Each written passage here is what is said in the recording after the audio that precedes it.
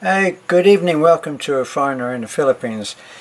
I went over to the LTO today and renewed my passport. Just thought you might like to know how easy that was. In the first place, well, I'm an expat. I'm on a tourist visa and we're about to apply for residency as I'm married to a Filipino, for those of you who are new to our channel. A Filipina, I should say, not a Filipino, okay? Heaven forbid. So, I went into the LTO. Now, the last time that I went in was nearly a year ago, and I've been working on a piece of paper ever since. In other words, that's been my license. I'm listed as a non-professional driver. That's how the Philippines designates your thing, and then they give you restrictions, which haven't actually looked at what those restrictions mean at the moment, but it said two restrictions. So not quite sure what that will mean, but if it's a restriction, it will be something to do with what I'm obviously not allowed to do. So what did it cost me? Well, when you go in there, there's a lot of people waiting, and they're all waiting at those little, well, in Taliban, they're all waiting at those little school desks, you know, that has the table attached to the to the chair, and they're very, very light, and if you, by human nature, you expect the table to be firm, and if you lean on that as you're sitting down, you're going to fall over, which I nearly did. Well, I went to see the lady at the small desk, and she helped me very nicely to fill out all of the forms, and she was terrific. I mean, so polite and pleasant, smiling. So she helped me to fill out the forms, sent me upstairs to get a drug test. I went upstairs. I don't take any medication. I'm very happy to say, and not proud, pride doesn't come into it, but I'm very happy that at my age I don't have to take any medication. So I went up there, and there's no question about my blood. So you take a urine test, and then they do it very, very quickly. Two ladies in a small room, and they do the whole thing. Very primitive. You go into a toilet with no door on it, okay? and turn your back to the open door and do what you have to do. I don't know what the ladies do, but anyway, I did that. I got a clear test result, and because I don't do any alcohol or anything like that, so there shouldn't be anything in that test at all. So then I go down. You fill out a form. It has pretty well everything in there that you, and a little bit more, two-sided. So they want your name.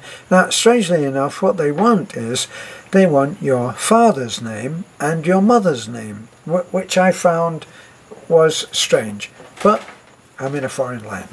So I filled that out, and then let me see, what was the next thing that I had to do? I was the paper was then sent through to someone else.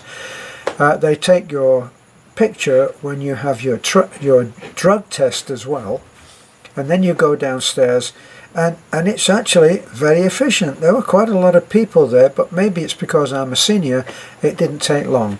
So the first place that I'm sent to is another window, and let me see, what did they do?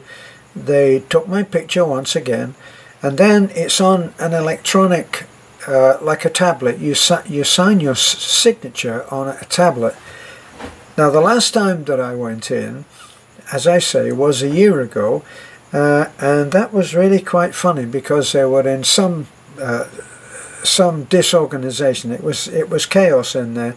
When I went in with my slip of paper to get my license, the guy that was in there, once again, very, very nice, very smiling, helpful, and I said, I come to get my license, and he nudged a box, a sealed box that was one of two quite large boxes, about maybe 2 feet by 2 feet, perhaps not quite that big.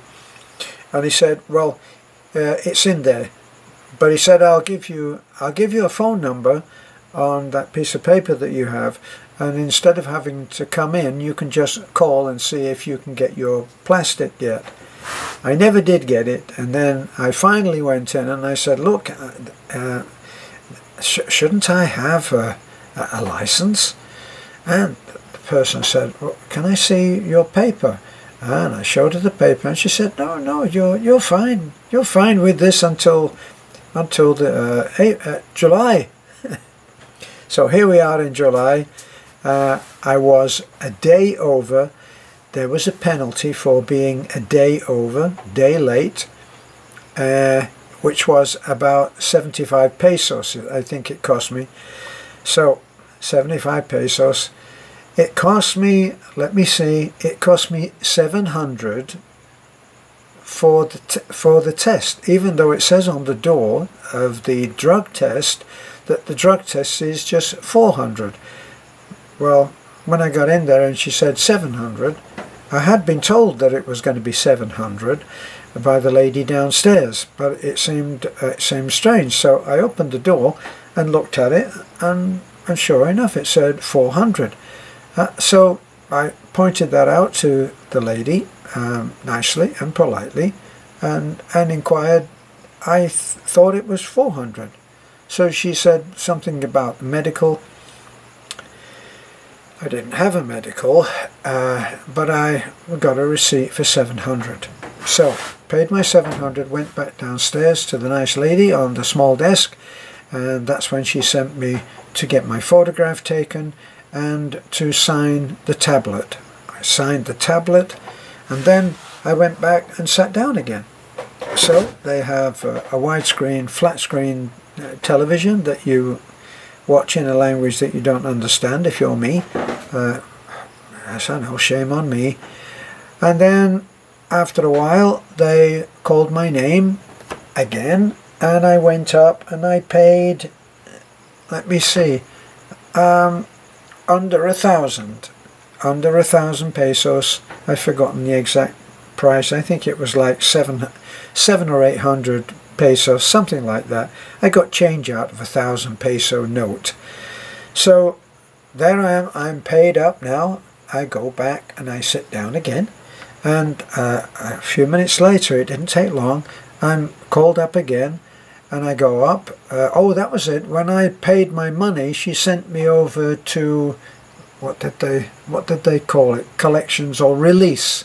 She sent me over to release, and I showed them my paperwork, and then they sent me into another room that adjoined them, all part of that big room where they're taking photographs and all of that. So I went in there. I took my turn, and then finally I sat in front of a TV monitor. And it had all of my information that I had printed on my application form, the one with all the questions about my mother's name and father's name. And I went through on the screen. They filled out they typed out all of my handwritten answers onto the screen. And if I saw anything that was wrong, I had to pipe up and say, oh, wait a minute. And I did, because they missed out one of the questions. It wasn't a problem. It wasn't difficult. What happened then? As soon as that happened then, I okayed all of the information. He said, is it all correct? I said, yes, it is. So then I put both hands, one at a time, onto another tablet type of tool, piece of equipment I should say. Put all of my fingers like this, left and then right, and then both thumbs together, and that showed up my fingerprints on screen. Then it showed my picture that they took again, and then when all of that was done, I stood up and let the next guy come in. Excuse me. And I went and sat somewhere else. Sorry, I had those Korean noodles again today, and they're quite spicy. So, out of another little slot in this fancy machine that was there, a big box, came a plastic license, all done and all finished and everything. Let me show you. And the whole thing was pretty painless. I didn't feel a thing. So where can I show you? I think I put it in here in the other. Here we are. Terrible photograph. I look like a ghost. And there it is. And there's my Philippine driver's license. Now, when I was in Pampanga, I actually went and I did all of the tests for this. I didn't buy a crooked license. I did all the tests. I did everything that you're supposed to, and they're quite thorough. Actually, this is what I found, is that they are pretty thorough. And when I did this, they even had me do a colorblind test. So you have to see what your ability is to recognize different colors. I was very surprised to see that I was deficient on recognition of either the color green or blue, but it didn't affect me getting my license. I don't need my glasses to drive. They didn't give me an eye test or anything like that, and I walked out with my driver's license. And I think that the whole thing only took under an hour, which I thought was pretty good. So they've now moved forward from kicking the box and saying your license is in there, why don't I give you a texting number, and they've done that, and things are very efficient. So changes are coming. So I thought that you guys who want to renew your license, if you don't want to pay a small penalty, well, if you left it for a week it might be a big penalty, but I don't suppose anybody would normally do that. Have to point out that when I had my little accident on Sunday, it was, let me see, on Monday that we had that unpleasant incident, and my driver's license was then out of date. Was let me see, was 1 day out. Police never bothered me about that, nor did they bother me about the registration on the truck, which is also a day out because of the birthday thing. So we will go in on the next day that we have available, and we'll do that. Nobody really seems to care. I've never been asked for my driver's license. I've never been asked for anything on the registration. There are often roadblocks. Well, they call them PNP. Let me see, what do they call them? PNP inspection places where they stop. But most of the time now they're trying to get motorcyclists to wear crash helmets, and they're trying to get that. And what you find here is that because families depend on a motorcycle for their only mode of transport, unless they go public transport, and if they live in the mountains, that would mean a lot of walking. So what you often see is what is obviously a man and his wife. The wife is travelling as a passenger, and squashed in between them is a small child. Don't know quite how they're going to manage to police that, because it's part of the necessity of the local economy for the average family. Sometimes you'll see a child who will be sitting on the gas tank, and has been sitting on that gas tank for most of his life, her life, his life, her life, and they sit there and they hold the handlebars like this, and they've been doing it all their lives. How they'll manage to police that, I'm really not sure, but they do seem to be stopping people on motorcycles, and what I've found is that I slow down when they have one of those checkpoints. That was the word I was looking for, PNP checkpoint, and I just wave to whoever looks like he might want to stop me, and then ride straight through, and I haven't found any problem at all. I haven't found, even with the blue has a number plate on the front, but something happened when we backed in and did drop some material, and we backed up to the mound of sand, and it took the number plate out. So I haven't replaced that yet, and obviously I have to, but it doesn't seem like anybody cares. So it looks like they're tightening up, they're getting more efficient. I did notice that, you may remember if you saw one of the other videos, that when I was in Tagbilaran, we were taking somebody to the hospital there, and I parked outside the hospital in Tagbilaran. When I came back, I had a ticket. So this is the first thing that I have known about on tickets in the Philippines. Anyway, we put the ticket into the glove compartment of the truck, and haven't really seen it since. But then I thought about it a little while ago, a few months ago, and I said to Beth, I think perhaps I should go in and see about this. So I went into the LTO and I showed it to that nice lady that's on that small desk, and I explained, I've got a ticket. Really, she said, and I showed her the ticket, and she looked at the ticket. I'm very interested, and then I said, how can I pay it? It doesn't say anything about paying or how much or what. She said, I don't know.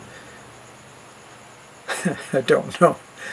I said, well, what do I do? She said, I don't know. We don't give parking tickets in Taliban, which was extraordinary. Well, they're not as advanced as they are in Tagbilaran, where they actually have the boot. So not only can you get a ticket in Tagbilaran, but you can get clamped. They call that the boot in the UK. So you can get the boot on one of your wheels, but they don't have anything like that. But when I stopped at the ATM machine a little while ago, maybe 2 weeks ago, waiting for Beth at the ATM, a man came up with one of those pads which contains parking tickets. And Beth had just got into the truck, and she said the man seemed to be starting to do a ticket. And I said, you're doing a ticket? I couldn't believe it. And Beth said, no, where are you from, sir? And apparently it turned out that he was from somewhere that was close to where we are. So Beth said, well, we're from Burgos too, you know, and we just stopped at the ATM machine. Couldn't you give us a break? And so he said, okay, go on. Amazing. So parking tickets, the boot or the clamp, and parking tickets in Tagbilaran. Well, tickets have come to Taliban, it seems. We're seeing more police now. It's getting very, very busy. So this is all due to the big building that's going up, which is the Alturas Mall. Huge, modern everything supermarket. They don't have everything. It's still as incomplete as almost as it ever was, but at least they're ready now, and there's as many as 30, I think it was something like 30 checkout points, and pretty well most of them are working, so it's fast. So this is a foreigner in the Philippines in an increasingly busy Taliban. Look forward to talking to you again. By the way, we just made 45,000 subscribers. Thank you. Bye for now.